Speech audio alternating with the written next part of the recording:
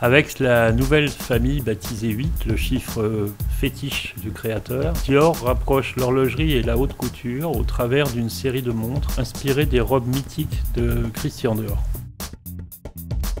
Notre nouvelle et 4e ligne horlogère qu'on lance cette année, qui s'appelle Dior 8, parce qu'en fait le 8 était le chiffre fétiche de Monsieur Dior. C'est une montre qui se base vraiment sur un principe, on va dire, d'architecture. Monsieur Dior rêvait d'être architecte. Et toute cette collection est la métaphore, on va dire, d'une garde-robe d'une maison de couture. Là, on serait plus dans la robe noire intemporelle, puis dans celle juste après, dans les robes de cocktail ou les robes de bal. Donc là, on est vraiment dans les robes de cocktail avec 4 versions baguettes, avec toujours le détail qui était important pour nous, maison de couture, de la doublure, avec les masses oscillantes à l'arrière qui sont laquées de manière très fluo, comme peuvent l'être nos bijoux mini Cardivora en joaillerie ou vraiment le détail des doublures sur ces 4 versions. Alors on a des saphirs roses, des favorites, des citrines et des diamants. C'est vraiment, elle évoque le tournoiement d'une robe de bal.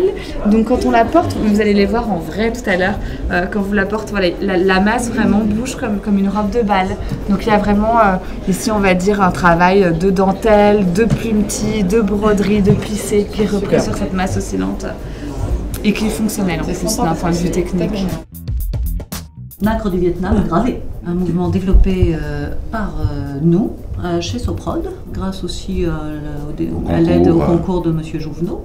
Masse oscillante fonctionnelle sur le dessus, avec la spécificité qui n'a jamais été faite de la sorte, d'un ajourage et d'un travail de serti unique en son genre. Ça permet d'avoir le tournoiement de la robe de bal sur ta montre. Donc la métaphore d'une maison de haute couture qui fait de l'horlogerie s'incarne là vraiment de façon extrêmement explicite, avec en plus des décors de couturiers. Et là, nous ne parlons pas de serti, on parle de broderie, on parle de dentelle, on parle de plumetis, on parle de plissé.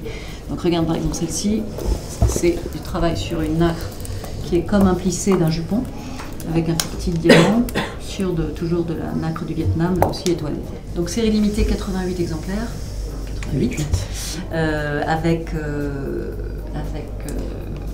du sertinège sur celle-ci qui est la plus empierrée, dirons-nous, la plus brodée, avec sertinège sur la lunette et un travail justement là de plumetis sur la masse. Ça a été un accouchement douloureux, on va dire 18 mois, pour mettre au point le mouvement. Oui. Les dessins, en revanche, sont venus très facilement dans nos studios. Donc la complexité, une fois de plus, c'était d'avoir un dessin qui était une inspiration créative comme ça. Oui, grave. Ça, c'est gravé avec des petites fraises possibles.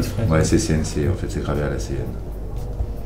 C'est Gali qui nous fait les cadrans. On n'a pas un mouvement trop épais malgré tout. On les livrera en novembre. Voilà, donc en plus, ça complète bien là aussi l'histoire de la garde-robe d'une femme, d'une parisienne, avec la version jour, la version cocktail et la version soir. Monsieur Dior disait que l'élégance est un tout et que l'invisible est aussi important que le visible.